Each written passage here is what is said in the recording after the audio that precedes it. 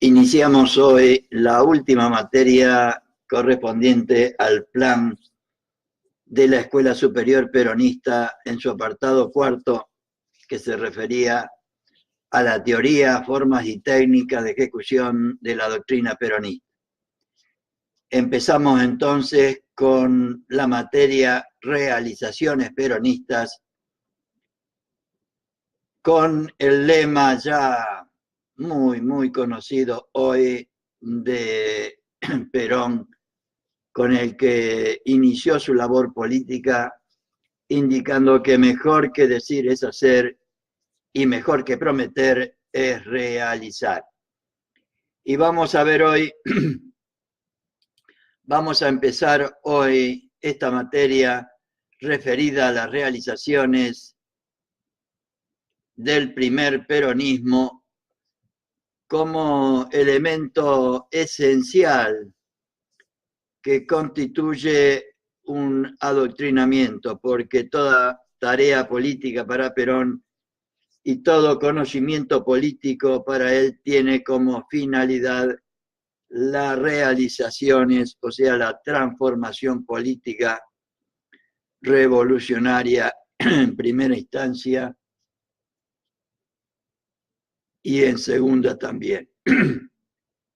Vamos a ver hoy entonces un raconto de la historia argentina hecha por los primeros peronistas que nos dan una idea de la realidad con la que se encontró Perón, que desgraciadamente es más o menos la que nos van a dejar los que hoy nos gobiernan, porque sin duda los que hoy nos gobiernan son los descendientes de aquella oligarquía que encontró Perón y el desastre del país que encontró Perón en 1943 y 45. Entonces, vamos a ver los más de 100 años esperando al general Perón, que es el título de este primer capítulo de realizaciones peronistas. Mejor que decir es hacer, mejor que prometer es realizar, es nuestro lema y lo vamos a utilizar como elemento para la introducción a esta hermosa materia. Sirva esta consigna, nos dicen los primeros peronistas, de portada para la introducción al estudio de las realizaciones peronistas. No podríamos encontrarla mejor. En ella se define cuál es la realidad concreta, objetiva y trascendente que llena la vida de nuestra comunidad nacional bajo la eminente conducción del general Perón. Su consideración y análisis no puede ceñirse a una mera enunciación de obra, claro. Lo que ellos van a hacer es un análisis. Nuestro enfoque tendrá que ser más amplio, buscando de entre lo realizado el por qué y para qué se ha realizado, claro. Que es lo verdaderamente valioso, y en ese sentido yo creo que lo que vamos a ver en esta materia, a pesar de tener ya más de 70 años, sigue siendo de actualidad en su gran mayoría, aunque vamos a ver seguramente algunos elementos que hoy los llamaríamos de otra manera. No podemos limitar el campo de esta disciplina a una simple y casi siempre fastidiosa enumeración cronológica. Procuraremos desarrollos armónicos, conceptualmente estructurados, que lleguen a la esencia de la decisión concretada en una obra peronista. Y en última instancia, lo que estamos haciendo con esta materia es lo que propone Perón, que deberíamos hacer con todos los elementos de la doctrina. Él habla de la doctrina, la teoría y la forma de ejecución en conducción política. Y acá estamos haciendo la teoría, mejor dicho, los primeros peronistas con esta materia hicieron la teoría correspondiente a las realizaciones peronistas, o sea, a la ejecución, no a la forma de ejecución, sino a la ejecución misma. Procuraremos desarrollos armónicos, conceptualmente estructurados, que lleguen a la esencia de la decisión concretada en una obra peronista. Así veremos que la actualidad de la nueva Argentina está formada por un conjunto ciclópeo de realizaciones que tienen todas sin excepción, que tienden todas sin excepción a que en nuestra patria el hombre y la mujer pueda vivir plenamente en comunidad. Todas las realizaciones tienden sin excepción a que en nuestra patria el hombre en sentido genérico, o sea, el hombre y la mujer, pueda vivir plenamente en comunidad. Toda la tarea del peronismo tiene esa única y exclusiva finalidad suprema, alcanzar la felicidad del pueblo y la grandeza de la patria. Dicho de otra manera, la actualidad de la nueva Argentina está formada por un conjunto ciclópeo de realizaciones que tienden, todas sin excepción, a que en nuestra patria el hombre y la mujer pueda vivir plenamente en comunidad. Lo construido, materializaciones de la aplicación de una doctrina nacional, ha tenido como objeto inmediato al hombre y a la mujer de nuestra república, su mejoramiento, su mayor posibilidad, su mayor comodidad y seguridad. Otra forma de decir que el destino de todas las realizaciones del peronismo fueron el hombre, la mujer, el ser humano. Todo le ha sido dado para que, una vez satisfechas sus necesidades materiales, con decoro y austeridad, pueda procurar sus más altos destinos. Esto es ni más ni menos que procurar la felicidad del pueblo. Que todo, o sea, todo se le ha dado para que, una vez satisfechas las necesidades materiales, con decoro y austeridad, pueda procurar sus más altos destinos, pueda realizarse como ser humano.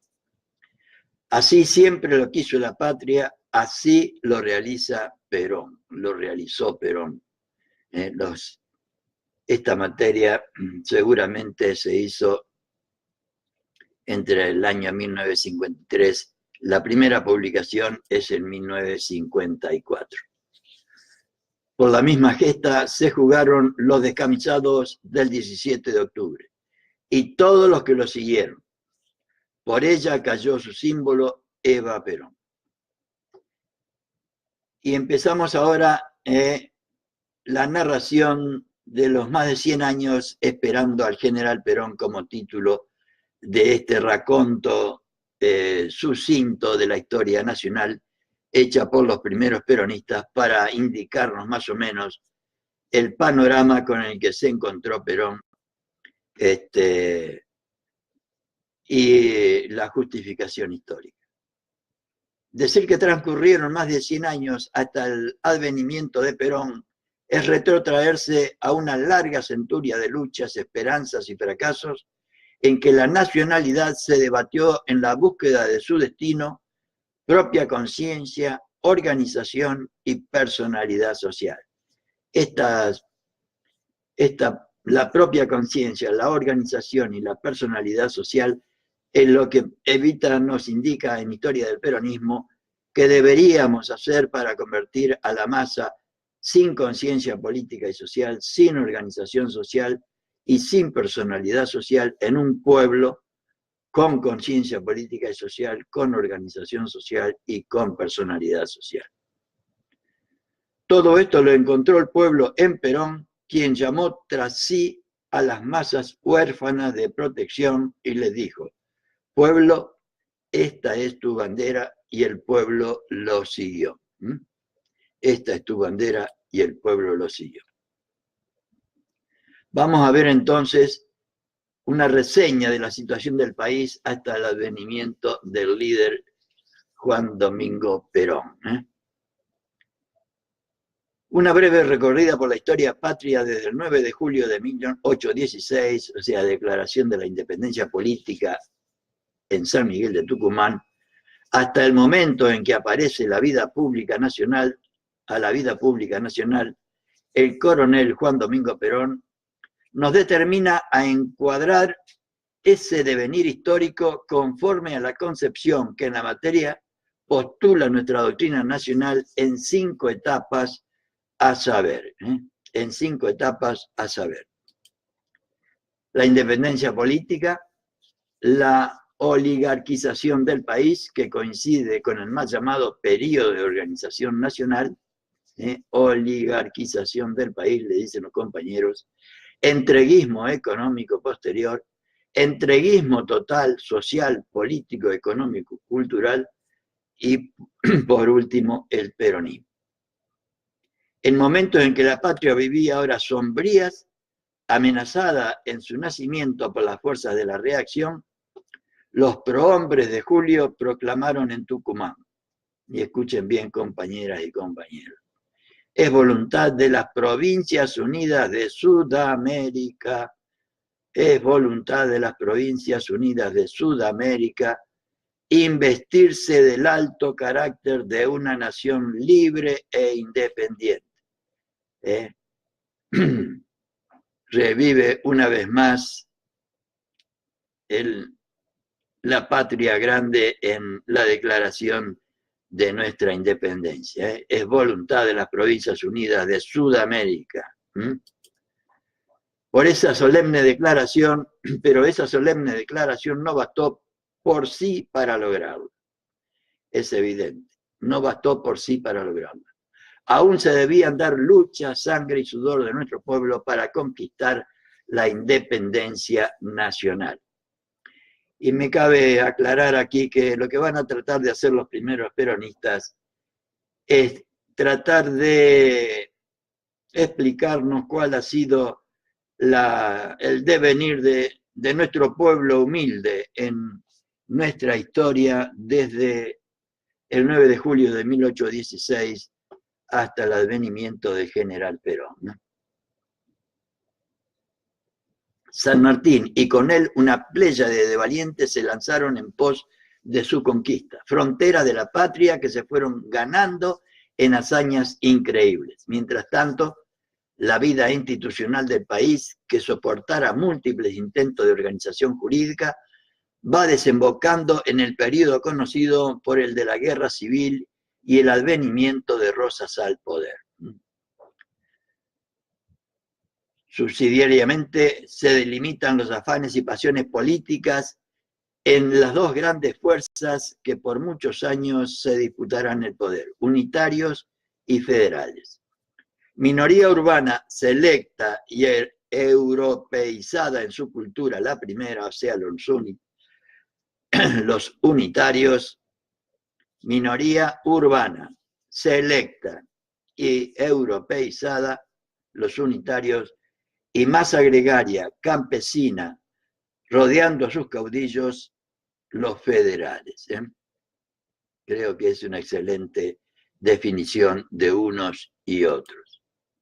Rosas cae el 3 de febrero de 1852 y hecho saliente, los principios federales quedan definitivamente afianzados en la vida nacional. Se inicia un periodo comúnmente conocido como el de organización nacional, entre comillas, que entraña una afirmación harto discutible, nos indican los compañeros del primer peronismo. Y lo van a justificar con una frase de general. En efecto, nada mejor para esclarecerla que citar las palabras del líder. En 1850 tuvo lugar la organización estatal, no la organización nacional, porque el pueblo no estaba ahí, lamentablemente. Recién ahora estamos realizando la organización nacional. en aquella época el país se organizó institucionalmente. Se constituyó un Estado federal y varios estados provinciales, manteniendo algunos otros llamados gobernaciones, que todavía existían en esa época del primer peronismo, y que Perón los convirtió en provincia. Pero el país siguió sumido en la misma anarquía que antes, en razón de que sus fuerzas nacionales, o sea, el pueblo, en manera alguna se organizaron. Queda establecido, y esta es la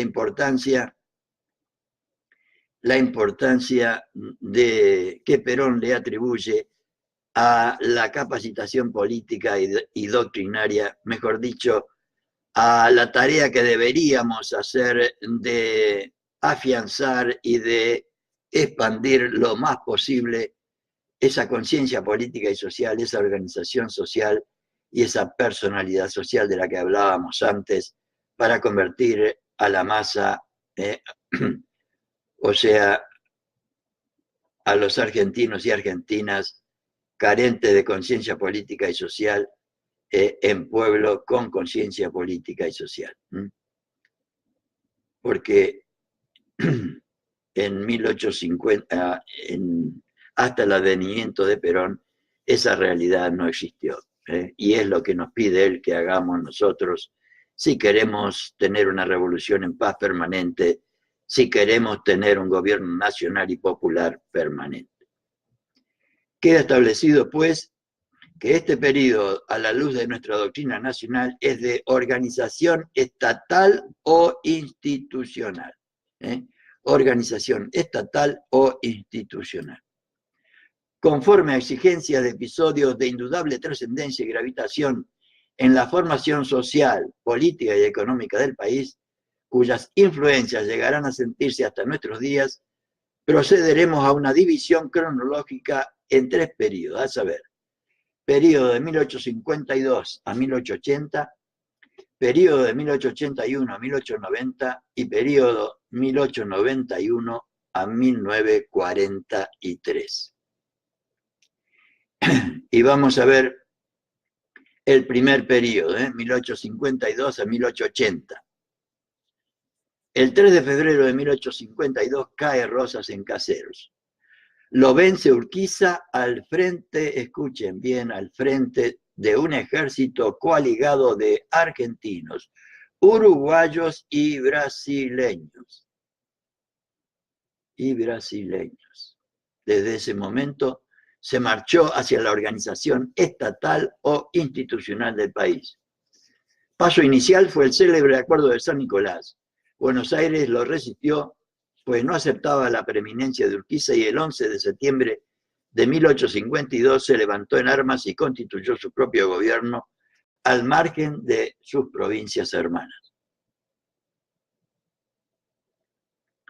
Conforme a lo convenido en el Acuerdo de San Nicolás, se reúne en Santa Fe la Asamblea Constituyente, que el 1 de mayo de 1853, con la ausencia de Buenos Aires, sancionó la llamada Constitución del 53, carta fundamental que regió la vida del país hasta la sanción en 1949 de la actual, decían los compañeros, en 1954, hasta la actual Constitución Nacional inspirada en los principios justicialistas del general Perón. Constitución de 1949 que la revolución fusiladora anuló por decreto. Así nomás, compañeras y compañeros. Urquiza es elegido presidente para el periodo 1854-1860. Durante su gobierno se habían concretado bases para la reincorporación de Buenos Aires. La elección de Derqui las interrumpe. Azonadas y motines siguen produciéndose hasta que en la batalla de Pavón, Urquiza abandona el campo y Mitre pasa a ser el dueño de los destinos de la orden. Se inicia un periodo borrascoso que llega hasta 1880, en que el general Julio Roca, entre comillas, héroe del desierto, entre comillas, hoy diríamos otra cosa, ocupa la presidencia. periodo 1881 a 1890. Con la llegada de Roca al gobierno, se cierra un capítulo de nuestra historia y se inicia una nueva etapa que llevará al país por caminos imprevistos. Ya está organizada institucionalmente la nación y unificado el país. Van a aparecer ahora fuerzas cuya gravitación se ha de sentir casi hasta 1943.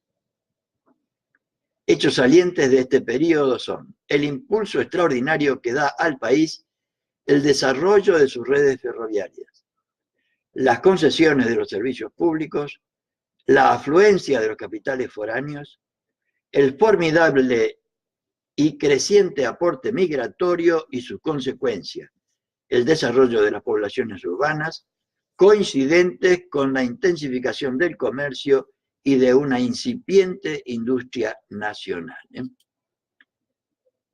Por otro lado, el latifundio, que adquiere preponderancia decisiva en la contextura económica de la nación, estimulado por las grandes extensiones del desierto incorporadas al patrimonio nacional. Hoy no diríamos desierto, sino de la nación argentina. Todo ello en medio de una atmósfera de peligroso optimismo. Ese clima de sensualismo y corrupción desembocará en la revolución de 1890, de los radicales. La revolución del 90 es un hecho de gran importancia dentro de la época. Es uno de los primeros grandes choques entre las fuerzas populares, cuya historia estamos tratando sintéticamente de recordar, opositoras de las clases adineradas que mantienen el poder a espaldas de la opinión popular, y la oligarquía gobernante representada por sus elementos más despreciables, dicen los primeros peronistas. Cae Juárez Celman y surgen fuerzas cívicas cuya presencia se mantendrá activa durante muchos años. Figura principal de este movimiento fue Leandro N. Alem, en torno a quien se alineará el radicalismo, cuya acción opositora y revolucionaria se dejará sentir con frecuencia desde entonces, desde 1890, la Revolución del Parque. Corresponde señalar que en este periodo el país se oligarquiza. Dijimos antes que en un momento dado se enfrentaron dos grandes fuerzas, unitarios y federales. Bien, esta división inicial de los elementos humanos del conglomerado nacional se irá manteniendo a través de toda nuestra historia, y aunque de acuerdo a las distintas épocas, las divisas de lucha sufrirán modificaciones sustanciales, siempre se mantendrá el mismo cuadro. Repito, esta división inicial de los elementos humanos del conglomerado nacional de unitarios y federales se irá manteniendo a través de toda nuestra historia, y aunque de acuerdo a las distintas épocas, las divisas de lucha sufrirán modificaciones sustanciales, siempre se mantendrá el mismo cuadro. Y estamos en 2019 y más o menos estamos siendo gobernados por los descendientes de esta gente. De un lado, una minoría llamada a sí misma selecta, con una concepción clasista de la política argentina, que le hacía creer que el gobierno debe ser de los más capaces.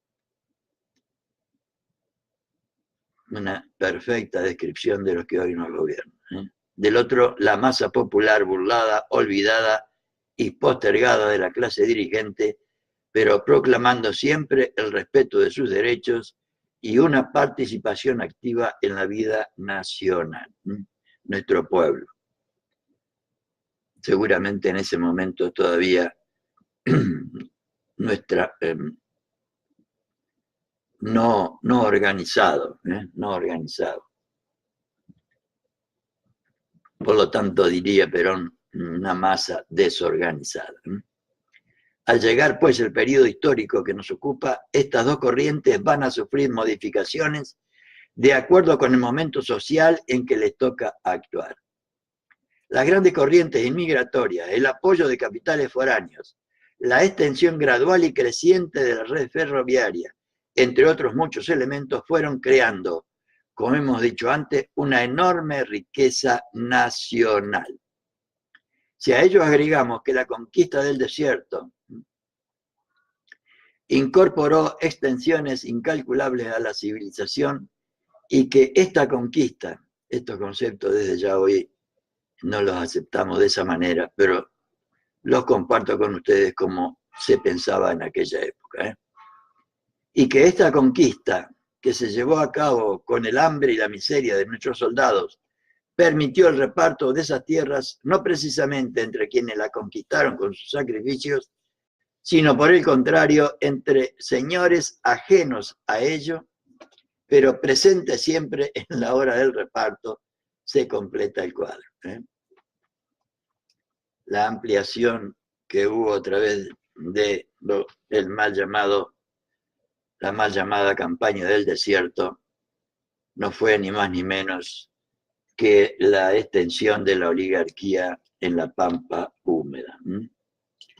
Y las 100 familias tan mentadas en toda nuestra historia que gobernaron a nuestro país, se quedaron con las tierras más ricas de nuestro territorio.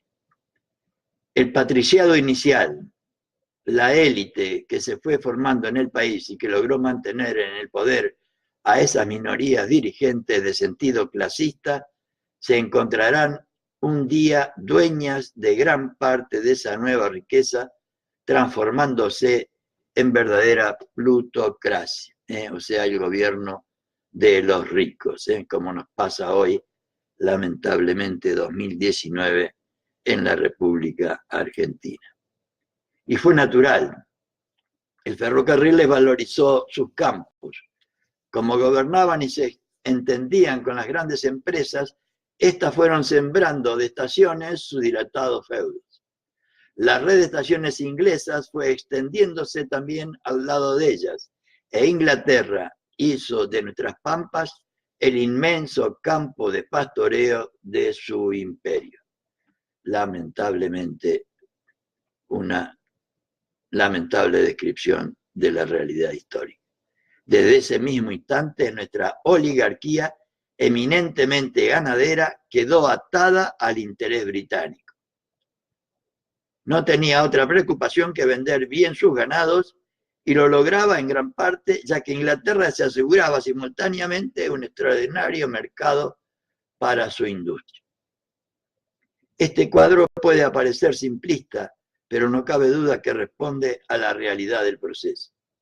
El general Perón, en múltiples oportunidades, ha fulminado este proceso de oligarquización que va a alcanzar su expresión más cruda y sombría en el periodo que va de 1930 a 1943. En esta evolución de los elementos sociales, tenemos formada una oligarquía extranjerizante, como la que hoy nos gobierna lamentablemente. Pero simultáneamente habíase creado una aglutinación social de criollos e inmigrantes que se orientó con impulsos autónomos.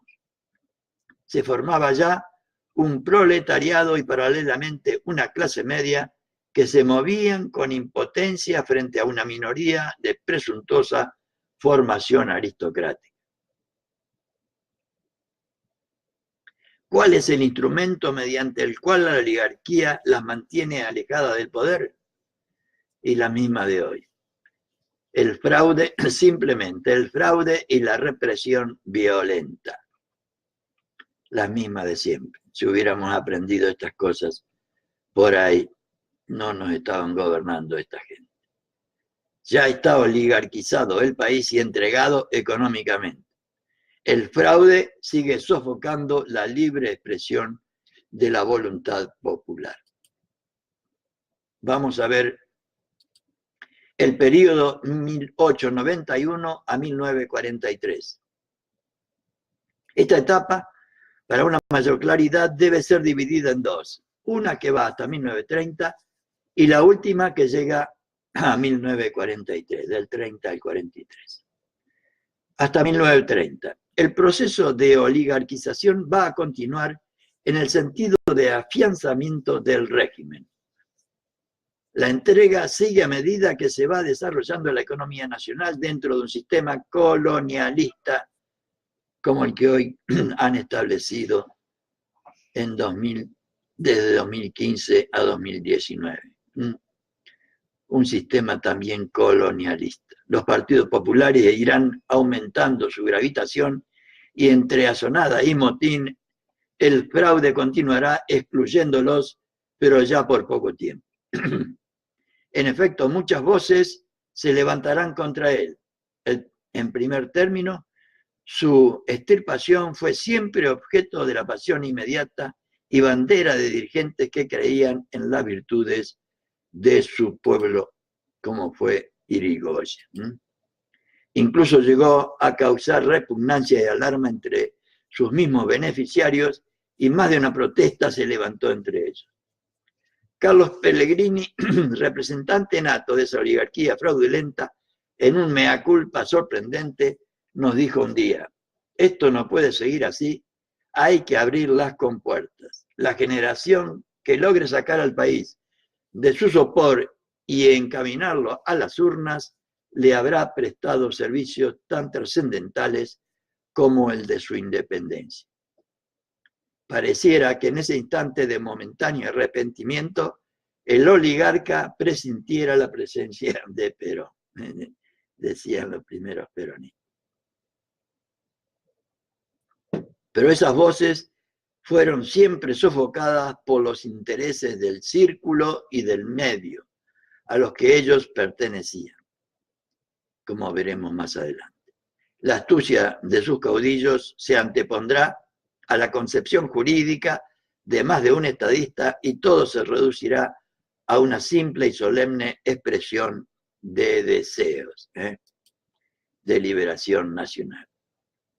Se sucedieron las presidencias y los gobiernos. Ya ha llegado el momento en que ellos se reclutan en los directorios locales de las empresas foráneas. Estamos hablando de la oligarquía. Ya para ser ministro es antecedente valioso y prestigiante ser abogado de cualquiera de las empresas extranjeras. Pero en 1910 sube a la presidencia Roque Sáenz Peña. Su ministro de Interior es Indalecio Gómez. A despecho de sus mismos correligionarios, obedeciendo a un claro sentido de la hora, bajo la presión continuada de las fuerzas populares que buscan por la abstención y el motín el camino que los lleve a la conquista ansiada de sus derechos, se sanciona la célebre ley electoral que lleva su nombre, la ley Sáenz Peña. Mucho se arrepentirá después la oligarquía de este momento de debilidad, pero lo cierto es que desde el mismo instante en que el pueblo puede votar, busca dentro de sus propias filas a sus gobernantes. Desde años antes, coincidiendo con el crecimiento demográfico de los grandes centros urbanos, la formación del proletariado a que hicimos referencia y a tono con la resonancia que adquirieron siempre en el país los grandes movimientos que agitaron a la humanidad, comenzaron a tener actualidad los conflictos sociales.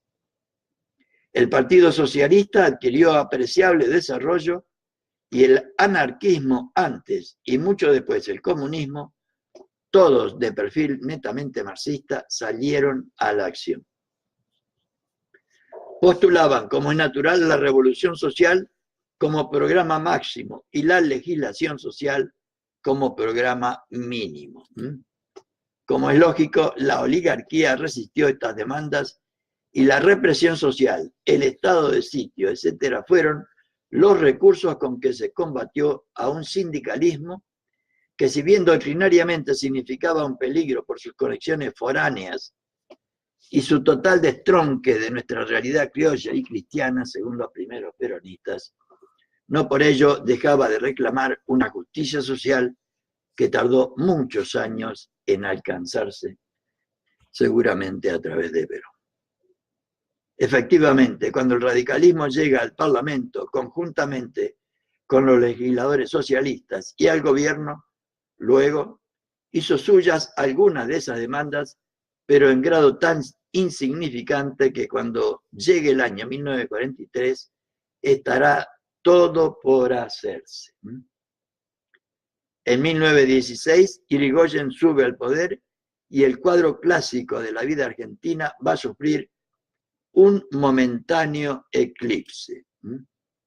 La oligarquía será desalojada del poder, pero no anulada. Gobernará e influirá desde afuera. Las llamadas fuerzas vivas, o sea, la sociedad rural, instituciones de crédito particular, sociedades culturales, la prensa importante, etc., seguirán en sus manos y con ello todo el poder de su entonces enorme influencia. Además, las empresas extranjeras verán con recelo la presencia en el gobierno de personas con las cuales no habían tenido trato y serán, desde luego, elementos no despreciables de una sorda oposición pasiva. Es que el radicalismo había vivido combatiendo la oligarquía, a la que por boca de su caudillo calificó de régimen oprobioso. Régimen oprobioso. A él atribuía los grandes males del país y lo consideraba culpable, decía Irigoyen, de todo cuanto ha causado el desastre de la República en el periodo que debió ser el más fecundante, porque ya constituida no tenía más problemas a ventilar que los de su propio engrandecimiento. Terminado su periodo, fue presidente alvear. La oligarquía y el régimen se mantuvieron más conformes. Participaron en el gobierno y el país no experimentó mayores transformaciones. Fue esa lo que se decía entonces una presidencia de orden. Reelecto Irigoyen en el 28, cayó por un golpe de Estado el 6 de septiembre de 1930. ¿Por qué fracasó Irigoyen? Muchas son las razones que pueden darse para justificar este periodo que acabó con el primer gobierno popular que tuvo el país, sin ninguna duda. Por primera vez un presidente no había sido elegido en los círculos dorados del Jockey Club y del Círculo de Armas. Por primera vez un presidente no había sido elegido en los círculos dorados del Jockey Club y del Círculo de Armas.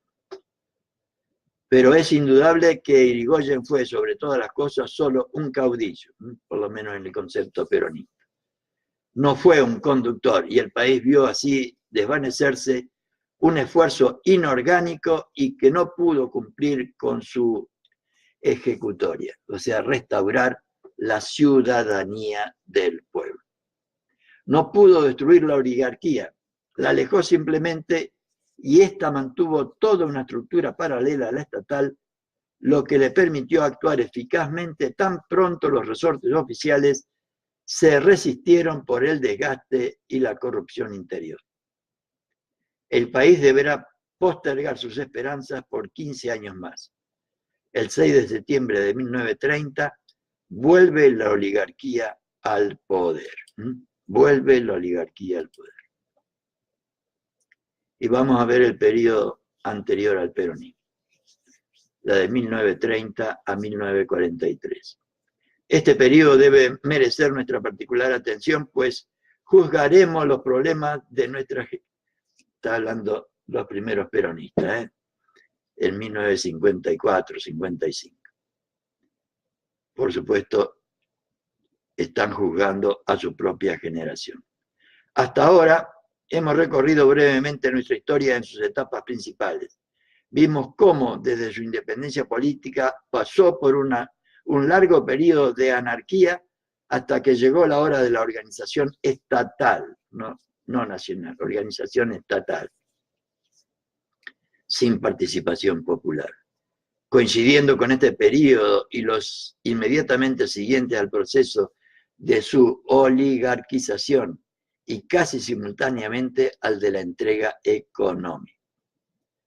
No tiene el país hasta ese momento lograda su total independencia, ya que ella ha sido malbaratada por un sistema de concesiones que la supeditan a los intereses de un imperialismo astuto, sin ninguna duda astuto. No tiene libertad política en lo interior, ya que la oligarquía, después de un corto periodo de libertad cívica, muchas veces traicionada, justo es reconocerlo, por los mismos que estaban llamados a respetarla celosamente, vuelve a adueñarse de los poderes públicos. No tiene legislación social adecuada, mejor dicho, está atrasada en la materia. Lo poco que se había logrado en el corto periodo de los gobiernos populares va a esfumarse ahora como por arte de magia. Llegamos a un periodo de 1930 a 1943 que puede definirse de entrega total, pues se va a entregar todo lo que queda por entregar en lo social, en lo político y en lo económico, como nos está sucediendo hoy en 2019.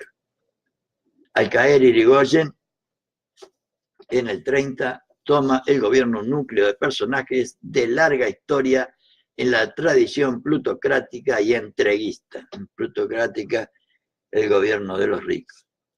Abundan los representantes, directores y abogados de empresas ferroviarias, petrolíferas, frigoríficas, etcétera, todas en manos de los ingleses.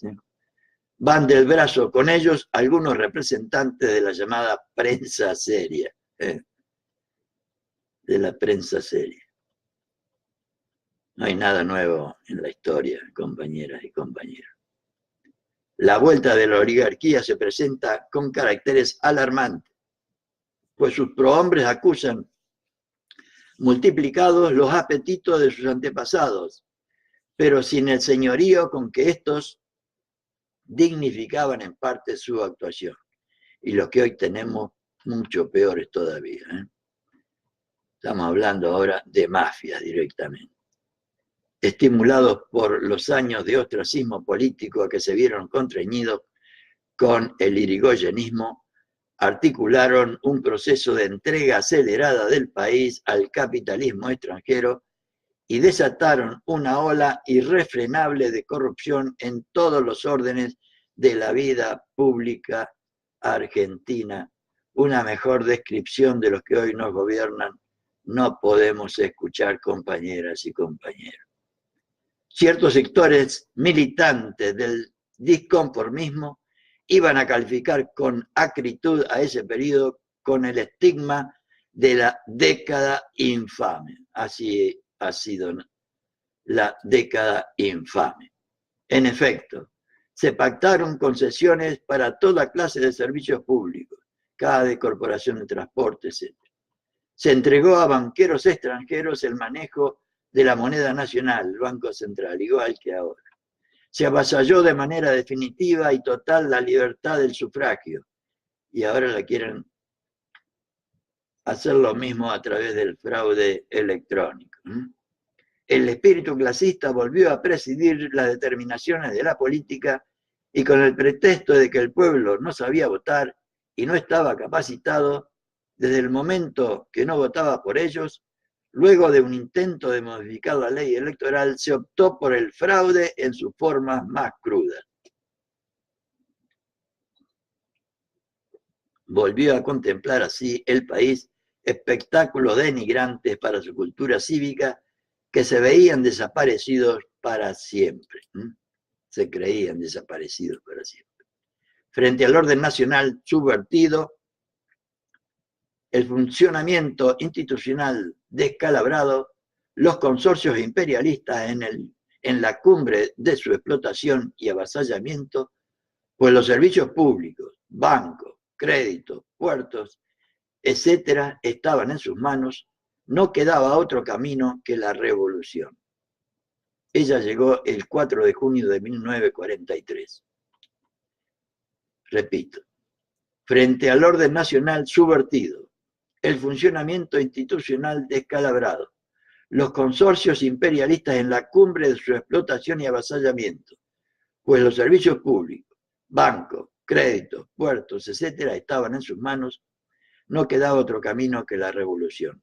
Ella llegó el 4 de junio de 1943. En esos días iba a ser proclamada la candidatura presidencial de un personaje de la más conocida tendencia oligarco-plutocrática, el gobierno de los ricos y oligarcas. El presidente y su círculo así lo había resuelto y la ciudadanía se preparaba a una nueva afrenta a sus derechos. Resumiendo, el cuadro que presentaba el país era desalentador. Y ahora vamos a ver un análisis en los distintos aspectos del país que encontró el general Perón. En lo político, en lo interno, el fraude y la corrupción de los partidos, aún de los llamados populares.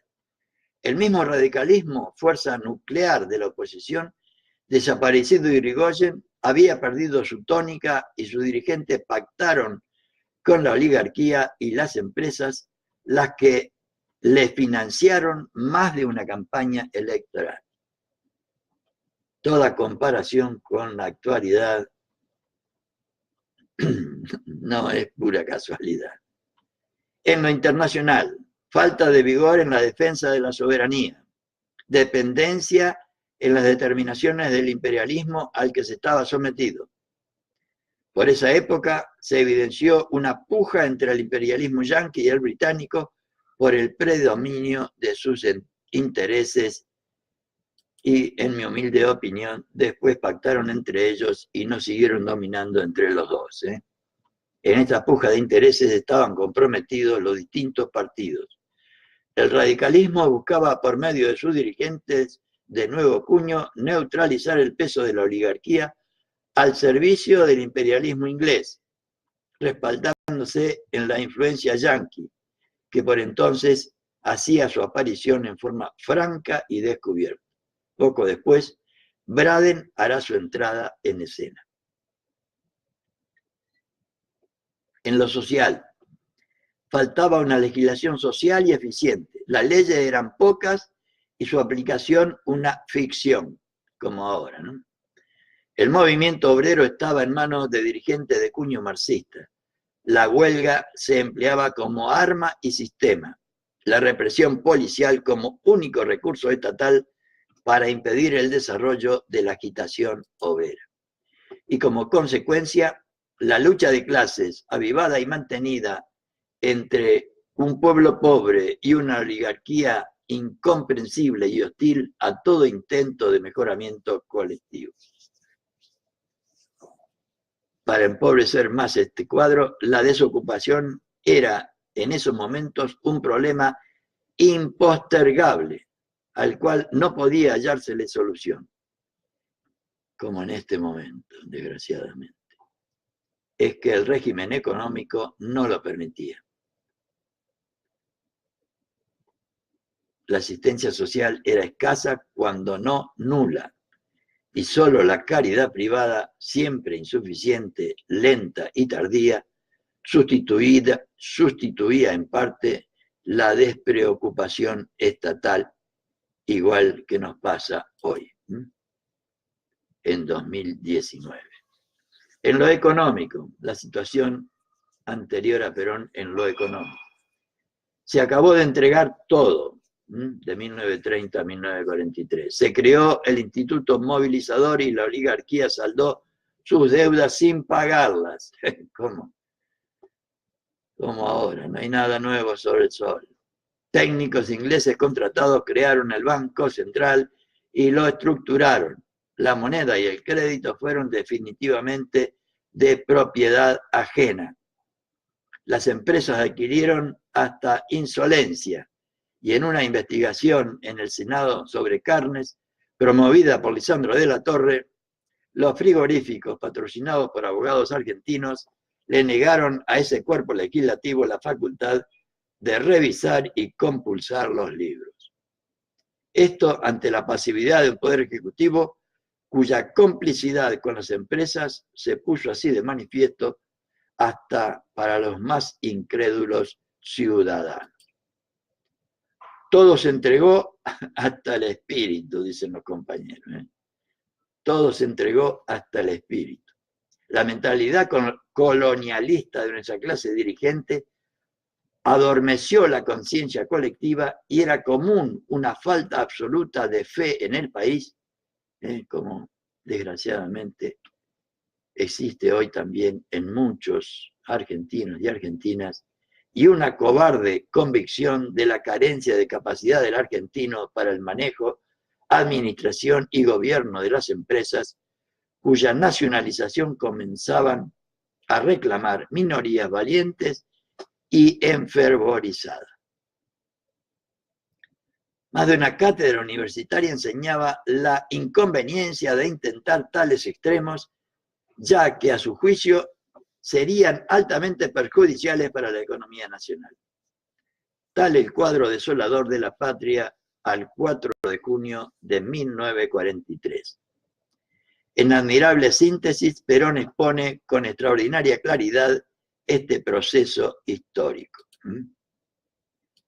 de la siguiente manera. En la clase inaugural del curso de la CGT sobre la divulgación del segundo plan quinquenal, realizada en el Teatro Colón el día 14 de enero del 53, expone el general la situación en que él encontró al país cuando llegó al gobierno diciendo: no es un secreto para nadie que antes de nuestra intervención en el campo político y social, como asimismo económico de la nación, nuestro país era, en lo social, un sistema de esclavitud, en lo económico, una colonia, y en lo político, el fraude en lo interno que permitía que la soberanía popular fuera burlada en cada ocasión en que el pueblo debía decidir quiénes serían los que manejaran y condujeran sus destinos.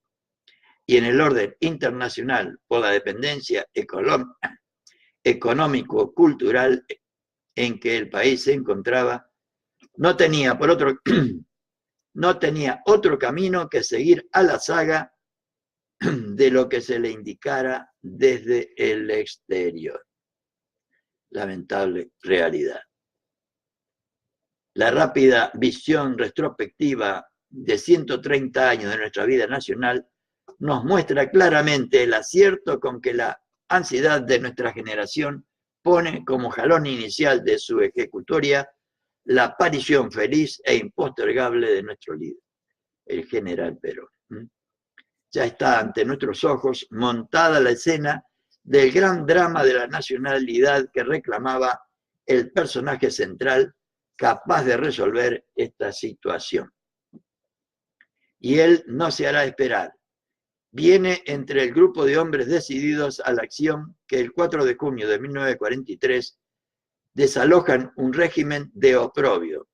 Poco tiempo más y la calidad sobresaliente y excepcional de su condición humana le harán el lugar que la historia le tiene reservado. Preparémonos para verlo actuar. Falta, en primer lugar, completar la obra inconclusa de la independencia y organización nacional. Después, todo lo demás. No estará solo en la hora de la acción. Lo acompañará un pueblo de pie y la figura tutelar de la ausente e inmortal Eva Perón, a quien la providencia eligiera compañera de su gloria. Mi empresa es alta y clara mi divisa. Perón va a iniciar su marcha por el camino azaroso de la historia. Y con esto, compañeras y compañeros, damos por finalizado esta primera presentación, mejor dicho, este primer capítulo de las realizaciones peronistas con la presentación histórica de la situación que encontró Perón cuando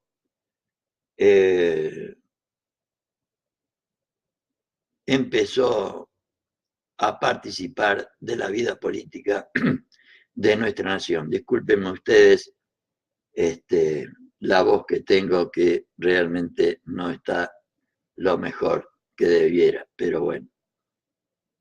En Mañana seguiremos con el advenimiento del general Perón, o sea, el capítulo 2 de realizaciones peronistas, que nos dan una visión mucho más amplia y nos aclaran mejor la situación que encontró Perón y nos permiten valorar mejor la obra y las realizaciones extraordinarias que realizó para bien de todos los argentinos y argentinas. Muy buenas noches, compañeras y compañeros. Espero que habiendo compartido con ustedes estas realidades, habremos contribuido a afianzar y acrecentar la cultura política que todos deberíamos tener para contribuir cada día más y mejor a la felicidad de nuestro pueblo y a la grandeza de la patria. Muy buenas noches a todos y a todas.